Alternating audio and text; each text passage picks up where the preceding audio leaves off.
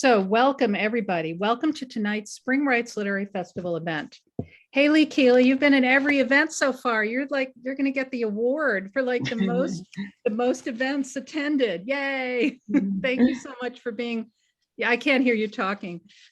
Right. I said, what's the prize? I don't know. I have to figure that out. But thanks for being like this, the biggest Spring Rights Literary Festival fan. I'm going to figure out a prize, okay? I am Robin Schwartz. I am the Program and Grant Director of the Community Arts Partnership of Tompkins County. And the Spring Rights Festival is just one of our many events. We have the Greater Ithaca Art Trail, the Ithaca Artist Market. We've got a Capapalooza Art Salon. We've got a visual art gallery, and we also have 6 grants. So if you're a Tompkins County person, we have grants for artists and not-for-profits doing arts events. Peaches on the call, you got a grant. I think it was an SOS grant. Yes. And Lizzie, I think you've gotten a grant as well for something. No, you didn't. Well, you should.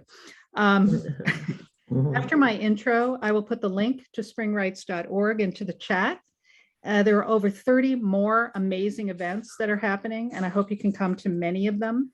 Every event so far has been very inspiring and very touching. And I know the term like Zoom fatigue is out there, but I love the fact that we can get people from all over the world into these events. Most of the upcoming events are Zoom, and some of the live ones are also being live streamed. There are 2 more events happening tonight at 6 o'clock. There's an Ithaca College Writing Students Senior Showcase, and you know, these students are amazing. Maybe Katharyn, some of them are your students. Oh, yes. Yeah. So yeah, they're pretty amazing. And we have an IC intern every year, and it's one of their jobs to do an event for Spring Rights. And then at 7 o'clock, there's an event called Taboo Interrupted, Writing Mental Illness. It's a panel. The panel will share approaches to writing about mental illness in memoir, fiction, and nonfiction that are non-exploitive, accurate, and compelling. I'm going to put the link. I made one Zoom room for those 2 events because they were back-to-back. So I'll put the link to those events if anyone here wants to be part of that. Some quick housekeeping. I'm also going to put a donation link into the chat. All of the Spring Rights events are free, and like any good not-for-profit organization, we must continually ask for money. So if you feel like donating, even $10 is great. We used to sell Spring Rights buttons, but you know, like Zoom, and you know, no one wanted a button anyway. So if you can donate to the Community Arts Partnership, because we do good stuff. Some housekeeping, as I said, please stay on mute. Actually, if everyone could go on mute, except for the first artist, who's going to be Lizzie, that would be great. Please use the chat heavily for questions and comments. It's the way we see engagement in a Zoom event like this one. So Zoom chatting is most welcome. And by the way, if you're not from Tompkins County, tell us where you're from in the chat, because it's always really fun to see that. Bathrooms are down the hall. I'm going to send everyone who attended a Spring Rights event a really short multiple choice Google survey in about a month. It's just going to ask you how you heard about the event. And that's really important because we don't want to be spending money where no one is noticing it. So when you get that, probably mid-June, if you could fill it out, that would be great.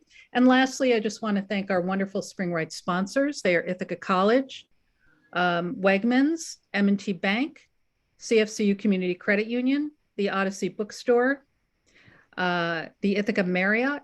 We receive support from New York State Council on the Arts, Poets and Writers, and the Tompkins County Tourism. And our media sponsors are Ithaca Voice, WITH Radio, and WSKG. So I'm going to start the event by turning the mic over to Lizzie Frank. And take it away, Lizzie. Hi. Oh, I'm spotlighted. Hello, everyone. Thanks for coming.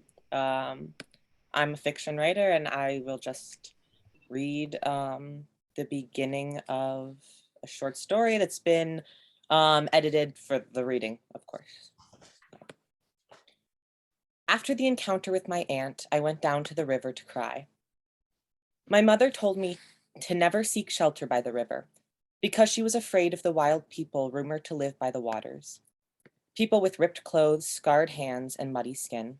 People who wielded weapons, built enormous bonfires accompanied by frenzied screams, and stole children who wandered too far upstream. Darla Tan was once locked out of the house for missing curfew, and said they ran over her in the woods, trampling her like a stampede, and that each and every one was without a face, just a blurred collection of features smeared like watercolors.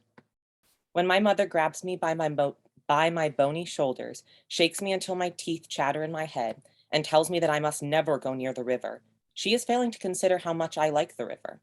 I like dipping my toes in the cool, clear water, breathing in the mist that shoots off the rocks. The roar of it comforts me, relentless, unconquerable, but gentle and refreshing. If I am hurt by the rushing waters, I only have myself to blame. I was already hurt when I went to the river that day. I crashed to my knees on the waterfront and let my tears bleed out of me. I wished I wasn't alone, but there wasn't anyone I could think of who I wanted to be with. I heard a rush of noise like wild horses, smelled dust raising off the ground, and then I saw them. Their clothes weren't ripped, they were repaired. 3 or more clashing patterns form a skirt, a shirt, a vest. They weren't without faces, as Darla Tan had reported. There was a messing, overwhelming quality to exactly how much face each one of them had, giggling with crooked or shattered teeth, fluttering eyelashes around a birthmark, 2 different colored eyes, or missing both eyes, cheeks scarred, burned, marked by pocks, smiling around sunken features, twisted chins and cheekbones, noses of all shapes and sizes and amount remaining. A hand landed on my shoulder. I started to rise, but the hand held firm, and the person it belonged to lowered to the ground next to me. Someone else slid to their knees and hugged warm fingers to the back of my neck. I couldn't help but sigh and slump. "Why are you crying, chickadee?" they asked. "What's wrong?" I wiped my nose on a proffered handkerchief and smeared my tears with the heel of my hand. The hold of a stranger on my shoulder was a root between the depths of us. I sat a little straighter and told them how everything I am was wrong. The river people were wild but not unclean. They bathed far more frequently than any of the people I knew from town. It was like a game to wade through the waters and dunk your friends. They scrubbed soap behind each other's ears, dipped hair into partially heated buckets of water, dried and braided for one another. I took tea made from boiled river water and dried clover leaf. I ate an egg smothered in tarragon and blistered cherry tomatoes. A boy in thick glasses wove my hair into a braided halo. A small fire had been going when they brought me upstream to their camp, but when darkness came, it grew. A few kettles were pushed into the embers, and a short while later I was holding a steaming cup of hot cider. Everyone around me was chatting, laughing. Someone my eyes couldn't find was singing. 3 children raced around the fire until one of them was scooped up by Frizz, one who had led me upstream. Frizz had wide white scars lining their face and muscular arms which tossed the child into the air and caught them, giggling and begging for another. Frizz threw them into the air and caught them again. When Frizz settled on a log with the child on their knee, conversations slowed and people came to gather around the fire. Squares of a sweetened, unleavened bread were passed. I dipped mine in the cider. Voices quieted as everyone's mouth became engaged with treats. The fire curled around itself like a dog chasing its own tail, like a group of red-dressed girls holding hands through a party dance. Smoke rose from the flames in a spiral. Watching it, hypnotized by the entire evening, I felt I could have opened my mouth and gobbled the smoke like soup. I was so entranced I didn't notice Frizz had come to sit down next to me until a handful of grassy whiskers landed on my ankle. My body snapped to attention. I started to speak, but she put her hand on my knee and with a sly smile offered me a long, slender box tied with braided grass. I slipped off the grass tie, knocked off the wooden lid, and from the box I plucked a match, 10 inches in length, and apparently whittled by hand from the slivers and minor imperfections. It wasn't stiff like the stubby matches my mother kept over the stove. There were 12 more in the box. I looked at Frizz, but I didn't know what to say. Heat was rising to my cheeks. I had the impression I was receiving a life-changing gift, but I didn't know how to make sense of that feeling yet. Frizz understood my pained look, the silence as my jaw creaked open and shut. She took my fingers, guided them across wide, knotted scars around her hairline, following in front of her ears, under her chin. "I'm the one left with these scars," she said, her voice warbled, her shoulders turning toward the fire. "But there isn't a person here who hasn't had to fight to keep their face." My voice rose, my throat threatened to protest, but I couldn't spur myself to do so. Frizz was right, I didn't have the scars. But just that morning, my mother and aunts had sat me in front of an heirloom mirror, beat my face with white powder to pale me, painted on red lips and a beauty mark on my cheekbone, lashed me with ink around my eyes, chafed my cheeks with blush, and skinned my eyelids with purple powder. Then they brought me to the dance hall to show me off. When I cried and cried at the sight of myself in a yellow frilly dress, they merely caked on more powders and creams until I was raw underneath, concealing acid-track tears. We arrived at the dance hall, and I trotted on the toes of my partner, a 25-year-old boy child with a few dark whiskers cutting lines in the corners of his mouth. I pinched the back of his neck when he fluttered his stubby eyelashes at me, and drove an elbow into his kidney when his lips found their way to my ear. My aunt brought me outside and helped me understand the pain my family felt when I disappointed them. That's how my new friends found me, frilled skirts hitched up around my shoulders, my face like a doll's left out in the rain. My fingers loosened to the power of memory. Frizz selected the match hanging between two of my fingers and placed it in the box, replaced the lid, and retied the grass. Frizz curled their hands around mine, the box of matches in the middle. Soaked in tears, she said, and capped with blood. Throw each match in the fire when you're done with it. Once it's lit, you can put it out, but it won't stay put out. Their thumb traced my jaw, mirroring the scar on their own face. In that moment, the guilt I had carried with me my whole life vanished. I was innocent and could do no wrong. My hands were good hands and only took on necessary undertakings. Though I still haven't used my gifts from Fritz, I sneak out most nights, tiptoeing past my parents' bed in the kitchen, trembling as I turn the doorknob. I go to sit in the yurt with the Fisher girls, or to stitch pants for the shore-footed boys who gather wild berries and edible roots. When I escape those nights, I run to the trees and clutch at my chest, shaking hard all through my body. Tonight, while my mother snores and my father drools, and I hear my uncle whisper something naughty into my aunt's sleeping ear in the next room, I don't shake. You need still hands to light a match, and the one I select blooms on my first strike. And that's the whole thing. And I think that Peaches is next. So thank you. There we go, Peaches. Hi, I am Peaches Gillette, and I have been an educator for 40 years, and I'm also a prison chaplain, and I'm running for the Dryden School Board. So I'm going to read a poem called 1965, which pinpoints certain experiences and events during the 60s, where I grew up in Parksville, Brooklyn, New York.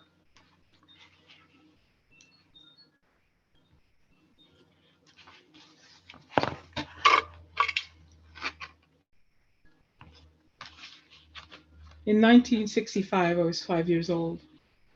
The world was presented to me in fragments of visuals and sounds that came from pictures on the front of newspapers and soft-toned grown-up conversations that drifted into my bedroom from the kitchen table. The world came to me through World War II movies, newsreels about Vietnam, war protests and rallies on the streets of the city, and freedom songs led by long-haired, Afro-sporting, dashiki-wearing, sandal-clad clergy members, guitar-strapped and bouncing the words of "We Shall Overcome" and "Kumbaya" off the walls of church basements, songs that rose like prayers on the wings of our dreams and off the breasts of our sorrows. I was 5 years old. The world came from remembering the storms and wails and cries in November of 1963 when John F. Kennedy had his life brutally and mercilessly stolen from him. And while our hearts were gasping for air and our countenances stricken with grief, this great loss was continued by the loss of hope and the brokenness of the spirits in April of 1968 when Martin Luther King Jr. had his life brutally stolen from him. The world spun around in my head, powered by poorly taught school lessons on the subject of Black history and long walks home weeping about Janice Chan, who I did not know how to protect from the onslaught of words like chink and Jap and go back to where you came from that flowed so easily from the mouths of the white children that we went to school with. I watched her cry, and I didn't know how to help her. By the way, I know now. The world introduced itself to me through an event that took place in Harlem, New York in 1964, in which one of my brothers was stabbed almost to death in a race riot. It came to me through my mother's praying for peace every moment of her life. I know, I heard. I listened to her whispering those prayers from the time she awoke in the morning until the time she went to sleep at night. The world was brought to me by my two oldest brothers, whose casual affiliation with the Black Panthers and the 5%ers brought 2 a.m. knocks on our apartment door by police officers who were more like the flesh-eating walking dead than they were like humans. Those same police officers who sicked the German Shepherd on my sister and me in Grand Central Station and laughed at the terror in our faces and the tears in our eyes and the teeth-torn blouse that my mother had made for me. In 1965, I was 5 years old.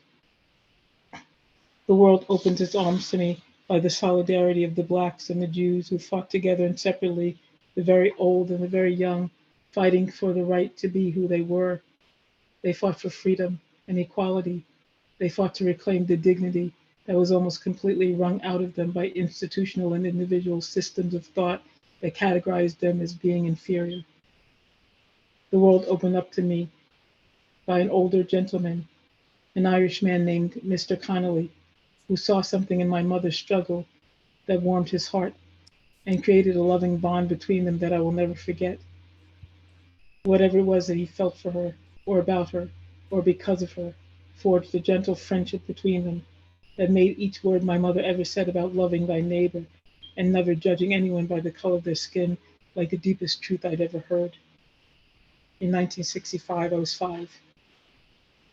The world came to me during one day when I began to understand the connection between the smallest of creatures trying to survive and those who were oppressed, engaging in the same struggle, just trying to survive. The world came to me through a newly formed thought that made me believe that the continuance of life as a whole was predicated on that struggle, and how even in 1965 it just didn't seem right that someone would interrupt that struggle, that anyone would take away another's right to try to survive, which was, in my young mind, the taking away of the right to life itself. And somehow, even in 1965, when I was 5 years old, that seemed wrong. The world was brought to me through the bars of zoo cages in Prospect Park that made me feel imprisoned because no one seemed to understand that the true wonder of any animal is in its being free, to fly, to run, to climb, to swim, to swarm, to roam, to tease out its own destiny, and to bring forth new life. The world came to me in the form of a single thought as I stood on the hot, shadeless pavement of that zoo, worded in this way: I think they all want to go home. In 1965, I was 5. The world came to me through a painful, not fully ripened observation that made me begin to realize that both people and animals were enslaved by the meanness and the selfishness of grown-ups. I was irreparably disappointed. I was only 5. Whatever was happening throughout all those events that transformed my soul, the world came to me through the weeping eyes of those who simply wanted to peacefully embrace the life they were given. And no matter who or what the oppressive forces were, and no matter what shape, color, or form that life came in, life was not something easily given up, and should certainly not be something taken away. And there was something beautiful and powerful about these truths, even back then in 1965, when I was 5 years old.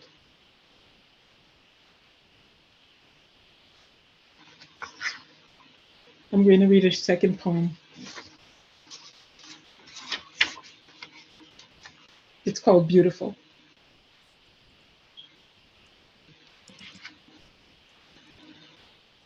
It is like a world that you are pulled into that rewards you with all things life-sustaining, emotionally, spiritually, and physically.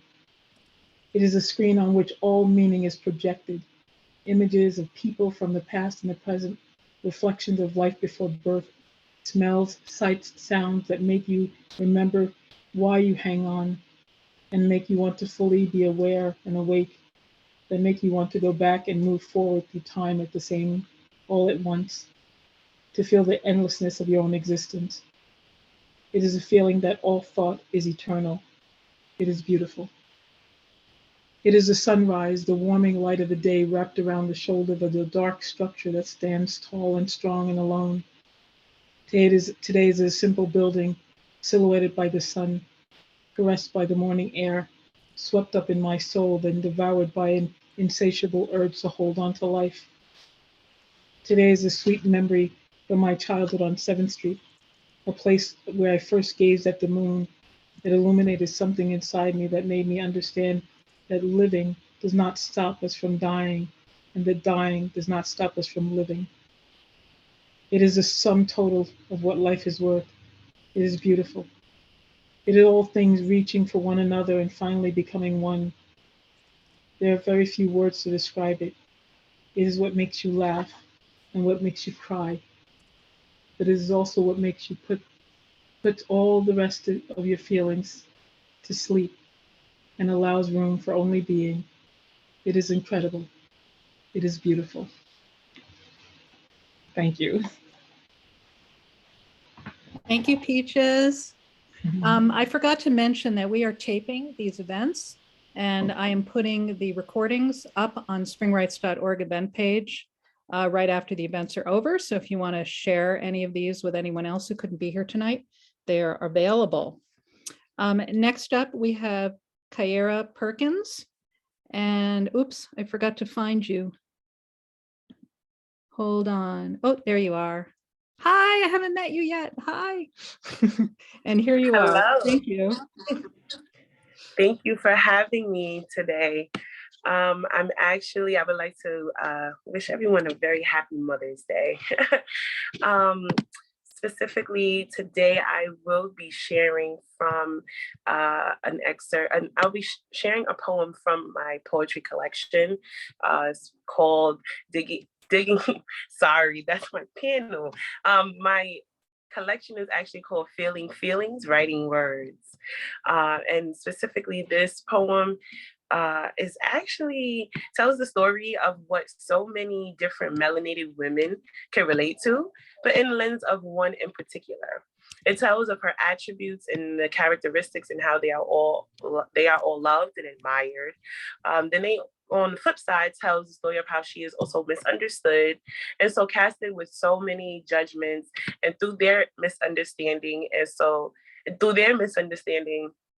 of her other side. It also tells the story of how so many women are ostracized, and regardless of how they conduct themselves. So I believe that it's something that this conversation is really, truly something we should bring to the forefront. So I actually wrote a poem that actually highlights it. So I hope you all enjoy it.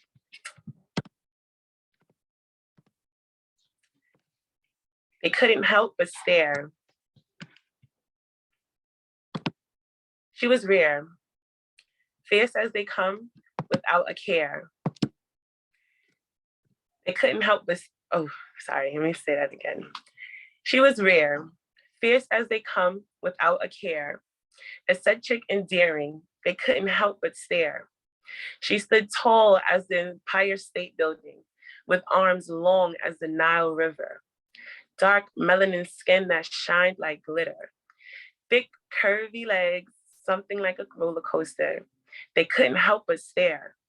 Her strut spelled confidence, energy danced boisterous, smile infectious, and so her presence alone was demanding of their attention. And so they couldn't help but stare. And when she lit up like flames, yelled at people and called them names, they victimized her and glorified her pains. Still as graceful as she was, they couldn't help but stare. And so when she wept, they couldn't help but stare. When she grew weak, they couldn't help but stare. They did everything but help and just stared. And that is a piece, one piece called "They Couldn't Help But Stare." I wrote this about a year ago, and I hope you all enjoyed it. Thank you.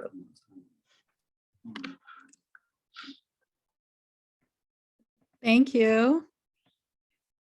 You can read something else. You have a few more minutes if you want to. Oh, yes. Okay, awesome. Okay, so I have another poem that I actually really enjoy. It's I recite it often. It's called While I Meditate. Thank you, Peaches. I loved your poem as well. Oops. Oh, there you are. Right. I am actually using my phone. So, okay, let's pull it up. While I meditate. While you're looking for it, I'll tell you guys that Kyara has organized a panel, or is it a panel? It's Yes, it is a discussion it's a panel called Digging Deep Within Myself to Find My Neighbor, a discussion of individual creativity in community. It is happening on Sunday, May 15th, one of many events on that day at 6:30. Did I say it was on Zoom? Yes. And it will be a discussion panel which highlights what it means to be a creative in and across multiple media and art forms. So check that out on springrights.org. And by the way, I've been putting people's websites, well, if they have them, into the chat. I wrote that Peaches has a book, a poetry book at Amazon. And Kyara, do you have a website or? I don't currently. I will. It's not up right now. Actually, okay. I'm redefining my blog, so you won't be able to find me on there. However, you can stay connected on Instagram. I don't know if folks are connected through Instagram, but we are on. I am on Instagram. That's Urban Confab. I will actually put it in the chat for folks who would like to stay connected. And I just put Lizzie Frank's Twitter into the chat. So awesome. That would be great. Thank you. Thank you for sharing that. If anyone wants to get in touch with any of the artists, they could just email me and I'll give you their address. There we go. There we go. Okay. So my last poem, my next poem, which is my first poem that I've ever performed, it's called While I Meditate. And I wrote this literally in meditation. I am a wellness enthusiast and I encourage a lot of my peers, friends, and family to just spend more time with their mental health and just,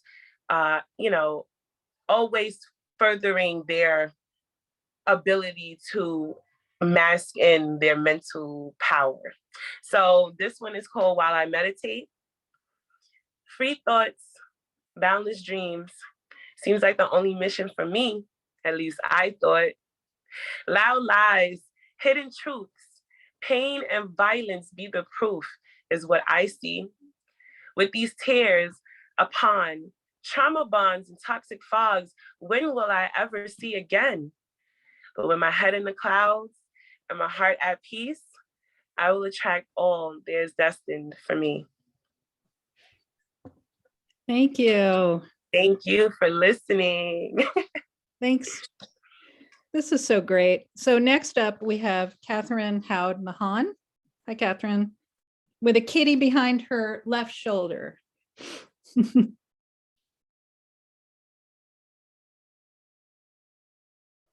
You're still on mute, and it looks like she's having trouble getting off mute. And Katharyn, if you can't get off mute for some reason, I'm just going to go to the next person, and then we will come back to you. There you, her husband is coming to help her.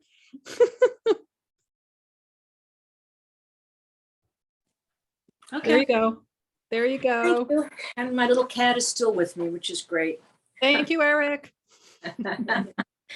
Yeah, machines and Katharyn Howd Machan do not mix very well at all. Not at all. Not at all. I'm so happy that Spring Rights 2022 is happening. Robin, you're wonderful to make it happen. It's always hard to choose for a reading what poems to read.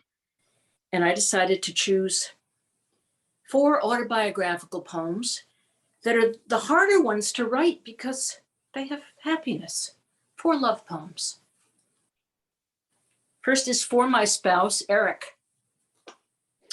Potatoes.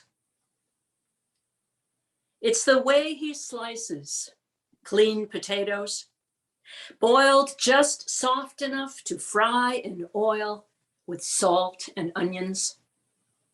She's known a dozen men who can't compare. They might add pepper, garlic, even splashes of paprika, red as midnight lace, but none have had his fine musician's hands, the flick of wrist that works the spatula in perfect time, preventing burn. He knows the kitchen of her dreams all right and fills it up with simple spices he's aware will flower in her mouth. When he carries her the polished platter, heaped with feast for eye and tongue, how she sings in praise of fragrant food as good as winter's sleep. His love waiting at the table for her to raise the fork and eat.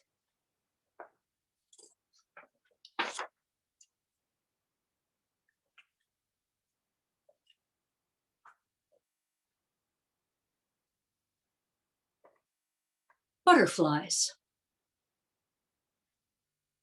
The one that had just died, its last flutter on a sidewalk square, black lines in a magnificent orange, still perfect to my small hand's touch, as I gathered it like a fallen flower and carried it to where my mother sat waiting on our broken porch, drink beside her, cigarette lit, resting before she drove away again to where she lived alone. The one I rescued from a road where it teetered just before a truck would have smeared its glowing white like petals. It stayed unmoving on my palm as I sat at a stranger's wedding where my beloved played piano. And when I brought it to the bride, it climbed to grace her lacy shoulder before I took it to our garden to give it one more summer night.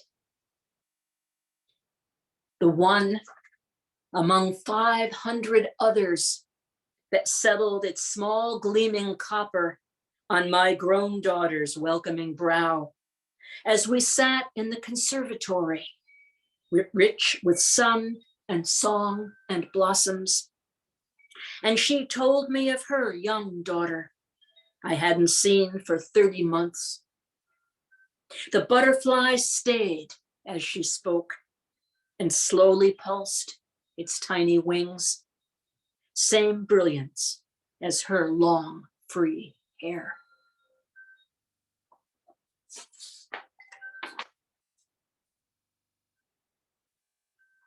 I've been a belly dancer for decades, and part of my work has been, and I'll be returning to do it next week after 27 months, to teach belly dancing at Longview.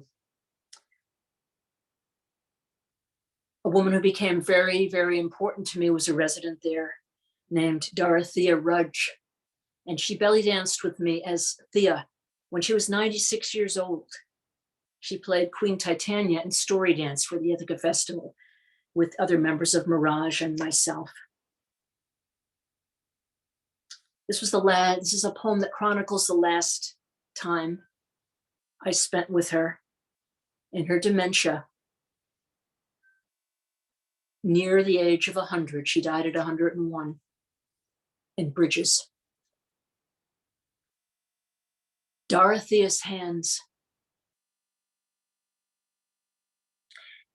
She clapped in the room of lavender. Her single window let in light that played across her simple Afghan, where her fingers pushed and pulled soft threads most hours of the day. Dementia. How a ghost named Max borrowed her clothes and made them bigger, and rearranged her decades of jewelry and sometimes whispered her name. Today I've come in silver sequins and a long pale veil of silk. I've danced for her as she used to dance with me in our shared laughter. And slowly, surely, her eyes watched, and a first smile graced her mouth. She clapped in her room of lavender, and I bowed before her love.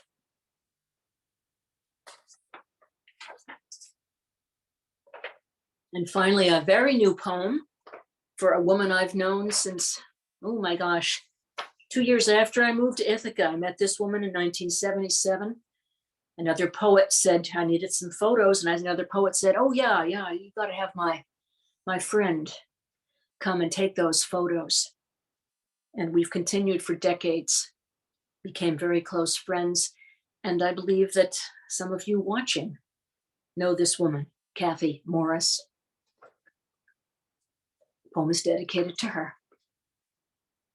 Walking with Trillium. Kathy beside me.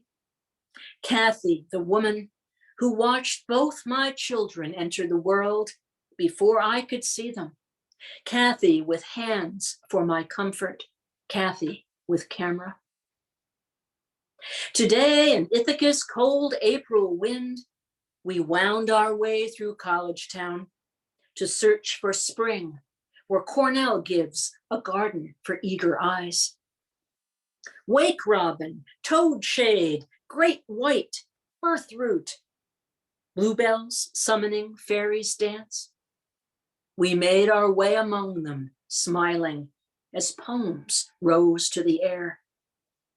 A violet by a mossy stone, half hidden from the eye, fair as a star when only one is shining in the sky. Wordsworth, worthy of our hour, among curled ferns, new widening blooms. Time holding onto love, two women share in green.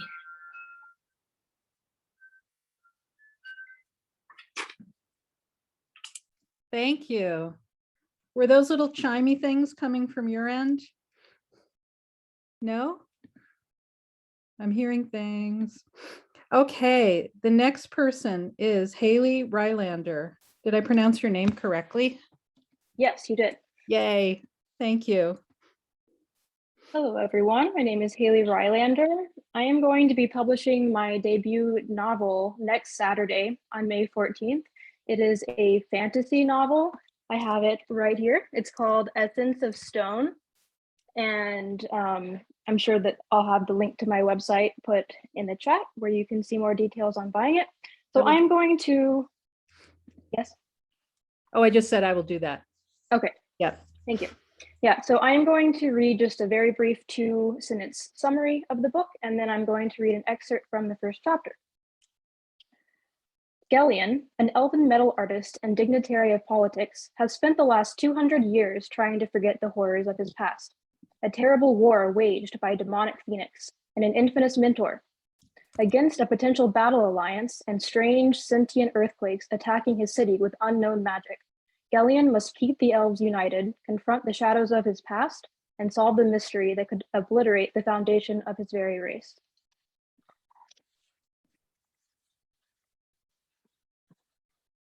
Chapter 1, a request.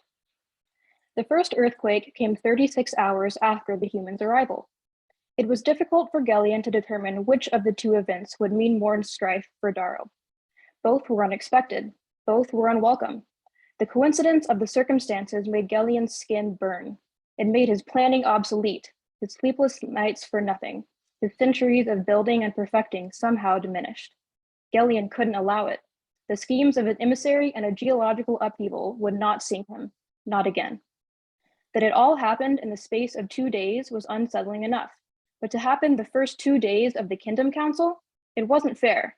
If Gellion could have gotten past his anxiety enough to consider it, it was even suspicious. But even before his plans had the chance to shatter in his hands, Gellion had been a writhing mess of nerves. For days, thoughts slipped through his mind, pins slipped through his fingers, and any attempt at sleep was as evasive and pointless as trying to shape wood with life stone. Thus it was that on the day of the ship's arrival, before any humans or earthquakes had come to truly disrupt his life, Gelion rose early and frayed and set his feet toward a place where he would not be able to see the advent of his pride and his doom. He went where he always went to occupy his mind, to escape the obligation of society and the emotions it necessitated, to do something. The arena was unnaturally silent and cleaner than it had a right to be. Glancing around to ensure he was alone, Gelion stepped from stone onto sand and looked up at the sky, barely touched by the first light of dawn. Rows of benches framed the star-salted orb and fell in circling ranks to the edges of the arena. Their emptiness was unnerving, far more unnerving than Gelion had anticipated. Solitude he had sought, but not this sterility. The air was laden with the oppressive weight of a space prepared and preserved, waiting. Gelion ground his teeth and dragged his feet through the too pristine sand as he crossed the arena to a rack of staves. He knocked several of the weapons over as he reached for one, but assured himself that the action was out of further spite, not due to his unsteady hands. Ignoring the dislodged staves, Gelion slid his fingers around the tallest staff still standing. The effect was instantaneous. The lifestone stud pierced through the cartilage and Gelion's ear warmed, and a gentle heat rippled over his skin until it reached the tips of his fingers and transferred into the staff. The metal of the weapon seemed to awaken against his skin, a lattice of atoms, structured, simple, yet beautifully complex. Any shaking of Gelion's muscles stilled. He took a slow breath, and his mind settled as readily as his body. Grasping the staff with both hands, Gelion focused on its solid, unchanging physicality. The bones of metal were derived from stone, and stone was the living essence that bound the world. Thus were the words of Gelion's mentor.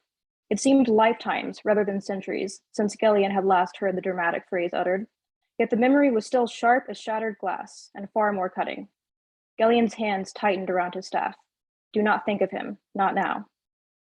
Loath as Gelion ever was to dwell upon the reminiscences of his past mentor, it was even more vital to suppress them in light of the company sailing to his shore in mere hours, a company that shared those memories. Just a few hours. Were the elves of Faerun only hours away? Were they still hours away? If Gelion knew a given day would bring his death, he would pray to Ryu for the minutes to double their speed so he could meet it faster.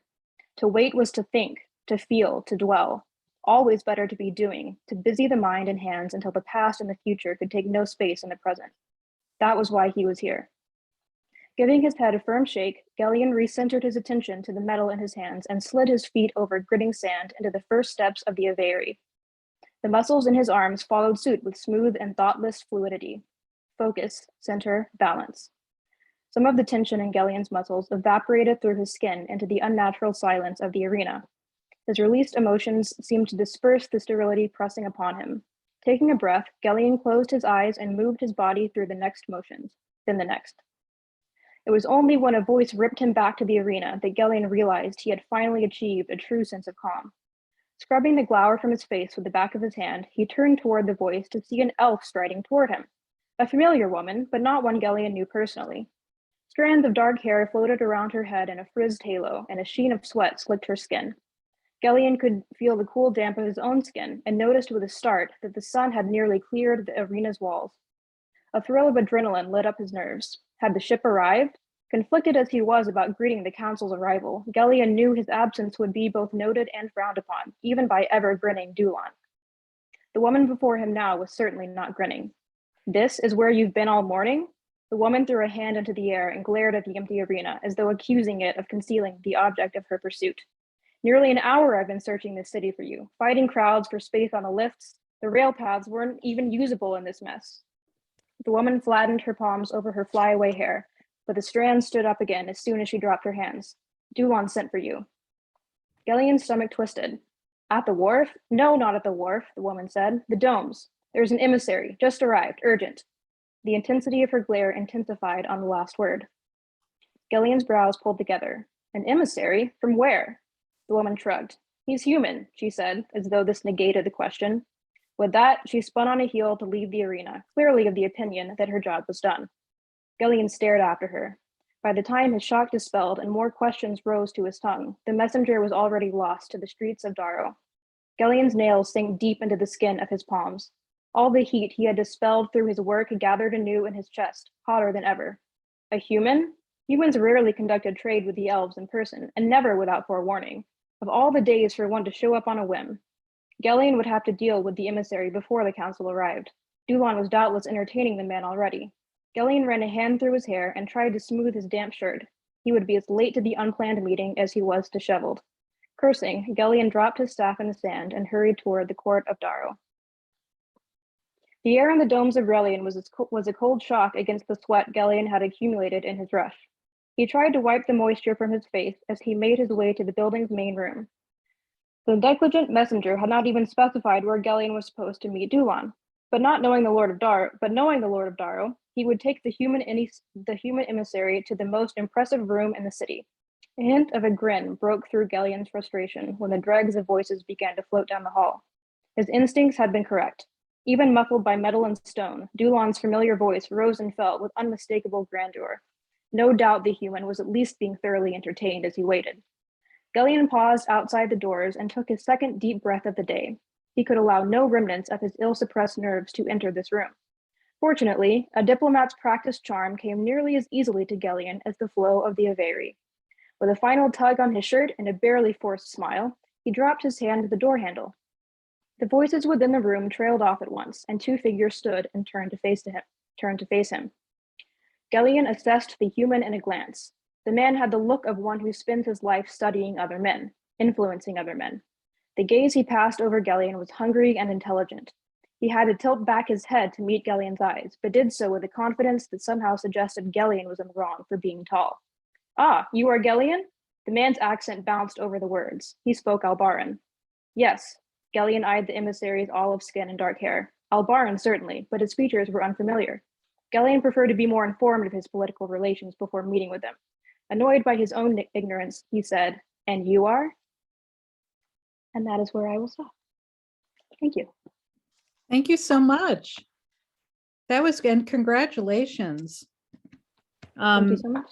That reminds me that there was a taped panel last night for getting your first book published. I think it was called Perseverance and Publishing, A Path to a First Book.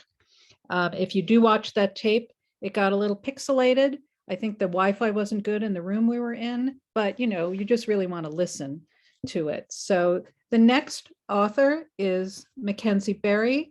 Welcome, Mackenzie. Hello, thank you.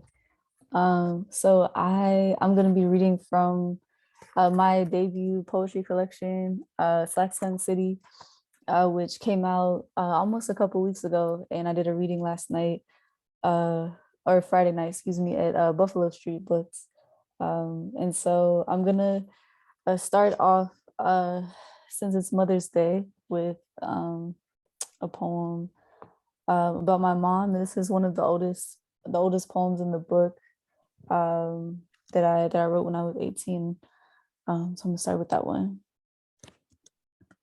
My mother had hands before she had children. After John Murdia's hustle. Mom said she made her back bad from those hands. Raised 3 children plus her siblings with those hands.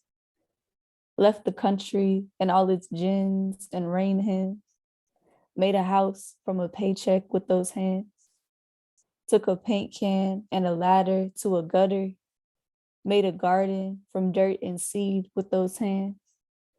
I told her once, I've seen angels on the ground while she turned a bathtub faucet with those hands. She's seen angels on the ground too, ones with skin and teeth and fingers that reach like with those hands. Said a prayer and lit a daily candle, burned wicks for peace with those hands. Used to wade in rivers and bike fast as red, pick peaches high as clouds with those hands. For her firstborn, she planted a magnolia tree in the front yard, sturdy as a pillar from those hands. She tells me, when it's time, I want my ashes spread so I can touch everything again with those hands. I tell her I'll do it twice. I'll run smooth as water and still I'll eat because of those hands.